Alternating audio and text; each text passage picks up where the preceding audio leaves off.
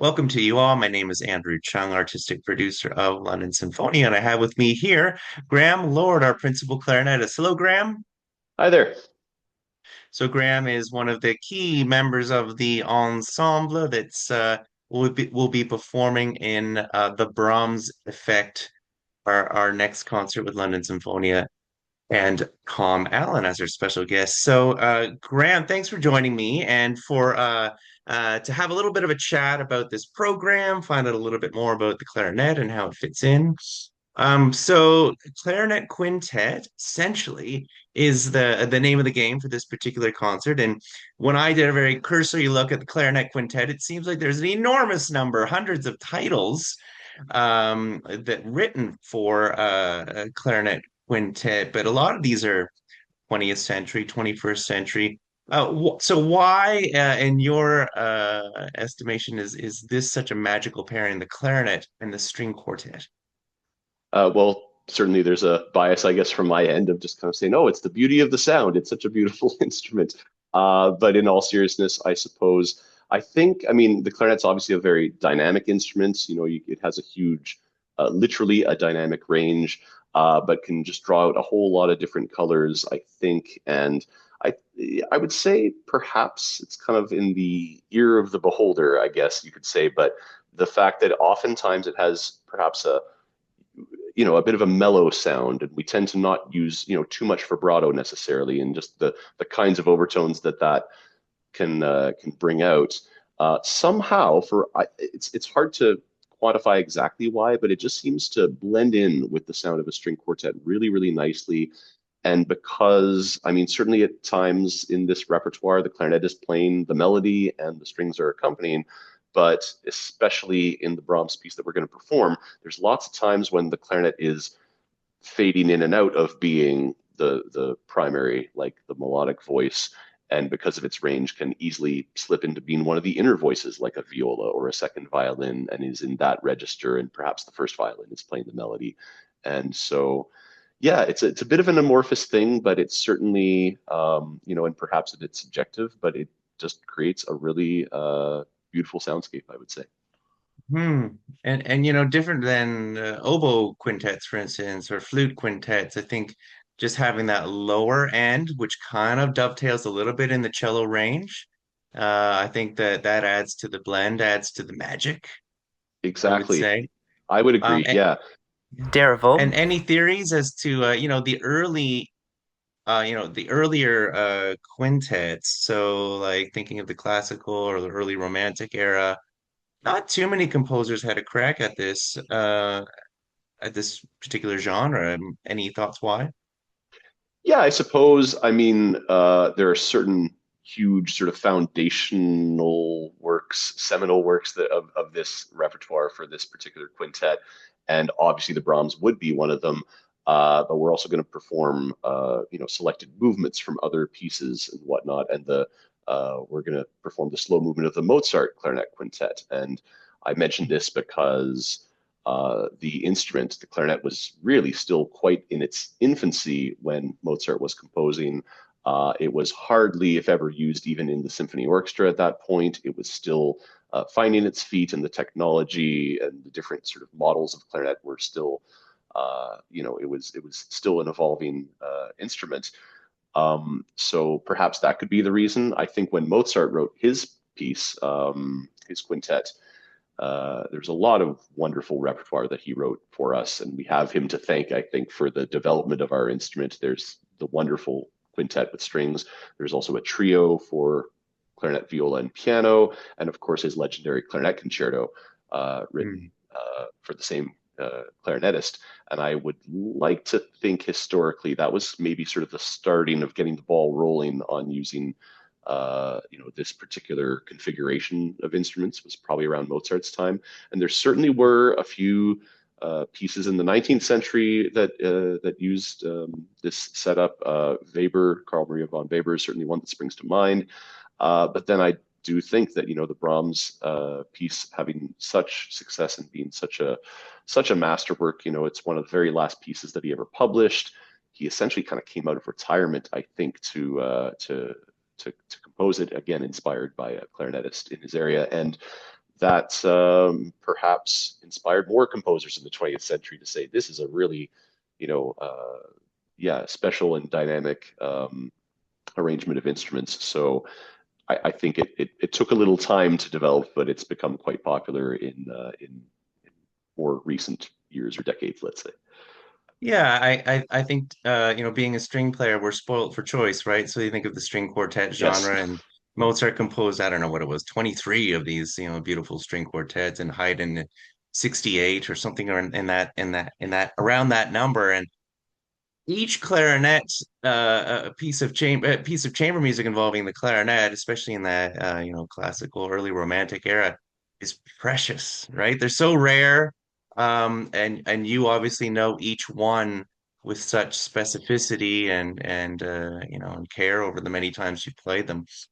So that I think that's particularly cool. And maybe these composers, these earlier composers, they needed to be inspired by a real virtuoso clarinetist. And like Mozart's pieces, they're tied to a specific clarinetist, and Brahms as well captured his imagination. So how did you decide, along with the group, along with Tal Allen, uh, how did you decide on the repertoire that's going to be performed? That's a really good question because there was a bit of a kind of an organic evolution on this program of what else we were going to include. So the initial, as you'll probably remember, like the initial idea behind the program was to feature the Brahms Quintet and kind of put it front and center, or rather to make it an entire half of a program. But then it was like, what else can we pair with this? And it sort of ended up, as I say, kind of evolving through the process where initially we kind of thought, well, as we are sort of doing, a couple of maybe just selections, like just movements from some of these other pieces, like we've been discussing, would sort of make sense. But also because Tom is going to be hosting and narrating in his inimitable way, um, that was I really wanted to check in with him to see if he had any bright ideas, because he always has such great ways of kind of weaving together a story in a program, and that he might have some thoughts before I just arbitrarily decided this is what we should do. And it was actually because of a couple of his suggestions that I made a couple of alterations to what I was kind of thinking about. So we opened the program with a piece that was actually not originally written for a clarinet quintet. It's not quite a clarinet sonata, but it is a piece for clarinet and piano by the English composer Gerald Finzi in the early part of the 20th century. It's five bagatelles, and we'll be playing just the first bagatelle as kind of a quasi overture to this program. It's an energetic and bubbly, wonderful piece to kind of get us going. Um, this was a suggestion. What aspect of clarinet playing will we hear in the Finzi? Like when you think of this piece and you think from a with your performer's cap on, what does it make you think of? It's just a really, I find that like a lot of Finzi's music, it just has this wonderful lyricism to it. There's a lot of vocal music that Finzi is known for choir or for solo singers, and I feel like that really is, something that we can do as clarinetists. I mean, any instrumentalist can say, that they're inspired by the human voice, but that's something I always try to think about, perhaps if I'm trying to, play in a lyrical way. But it also is in a lot of places at a fast tempo. So it also, like I said, starts off with this very energetic, it's a C major scale, but it's full of lots of energy. And the middle section has this wonderful lyricism.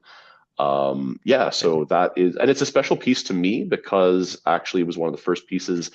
It was basically the first solo piece I studied in my university undergraduate studies. It was a piece my teacher wanted me to work on, and as a small little um, autobiographical thing, I guess, for me. My first Nice. instrument was actually cello, not clarinet, when I was very, very small. I started on cello, and I kind of retroactively realized that my cello teacher in Vancouver, who had grown up in London, England, and was of that era, he was a founding member of St. Martin in the Field and everything. He was actually childhood friends with Finzi's kids. So he spent days over at the Finzi household. So there's another little connection there that's kind of, for me personally, That's kind of cool. fun. Yeah, yeah. So that Very felt cool. like, just since Tom suggested that piece, I thought that just makes sense. And there is indeed an arrangement of it for clarinet and string quartet. So that's why we chose to put that on. And then, as I say, the Mozart and Coleridge-Taylor movements from um, Mhm. pre-existing clarinet quintets were also kind of a natural selection for that. London audiences that might have seen us, I believe it was a couple of years ago, performed a program of Coleridge Taylor's music, which is just wonderful, and I think pairs very well with Brahms because it's sort of a similar era and to some Mhm. degree has a similar kind of late romantic quality to it. The Mhm. whole quintet by Coleridge Taylor is just wonderful, but we'll be doing just the finale on this program. And what do you so what kind of what does the Samuel Coleridge Taylor make you think of like when you're trying to perform that? What am I trying to? I mean, it's a composer that I am a little bit sort of only discovering more recently, I guess, like I think many of us. But the last, few years that I've discovered his music, I'm just really enamored with it. I mean, to Mhm. me, it is like it's very evocative of Dvorak somehow. To me, it seems to have a very similar kind of harmonic language.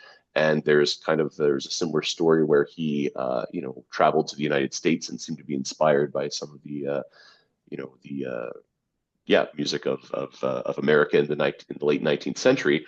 Um, and I think it's just like any other music where you're trying to find the right character, the right sentiment for the moment. And I'm going to sound repetitive here, but very much like the Finzi, there's this real sort of bubbling energy and vitality through this finale. It's yeah, really rhythmically driven and just a lot of fun to play. So that's yeah, really definitely what I'm looking forward to. I'm really glad that you're performing one movement of the Mozart quintet, such gorgeous music, and this larghetto. I mean, oh, so so wonderful. It's incredibly touching. Yeah, it's just one of my favorite pieces of all time. And I must admit, that was also a little bit of a late ad that wasn't maybe part of the first draft or whatever, but just at some point, I think I was just listening to some music. I can't remember what else. It was something else by Mozart. And I remember thinking, why are we not playing any Mozart on this program? It doesn't make any sense. This is kind of, as I say, the foundational piece for this ensemble. So if we're going to have, a clarinet quintet, we could at the very least do one movement, and that the slow movement of the Mozart Clarinet Quintet is just absolutely sublime. It's very much, again, I'm going to say like for a singer or something, it like so much of Mozart's instrumental music sort of sounds like it could be an opera aria in that sort of a way. It's just Certainly. gorgeous and lyrical, and it's just a very touching piece. So I'm very glad that we decided to add this onto the program. And then for something totally different, the Steve Reich, the New York Counterpoint. Tell Yeah, me a little bit about that.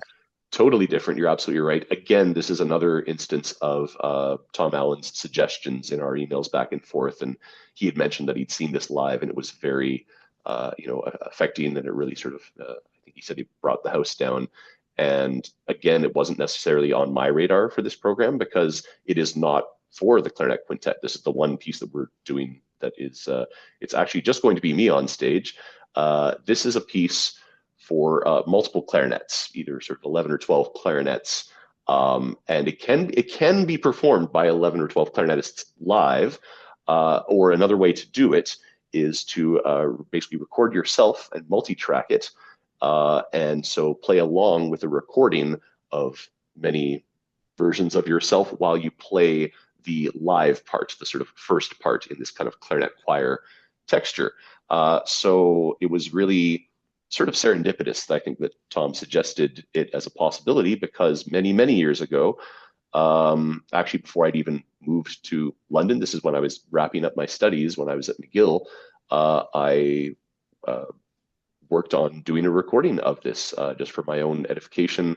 A good friend of mine who is a sound recording engineer, and we spent many late nights in the studio just recording these many, many tracks. And it was a lot of sort of grunt work and tiring work. But then the end product, when it came time to sort of perform it live, was just incredibly gratifying. And it just occurred to me that I actually have not yet performed this piece, with the playing along with the recording of myself in London yet, and I've been playing with the orchestra in London for many, many years. So I'm really delighted that that the London audience is going to have an opportunity to hear it.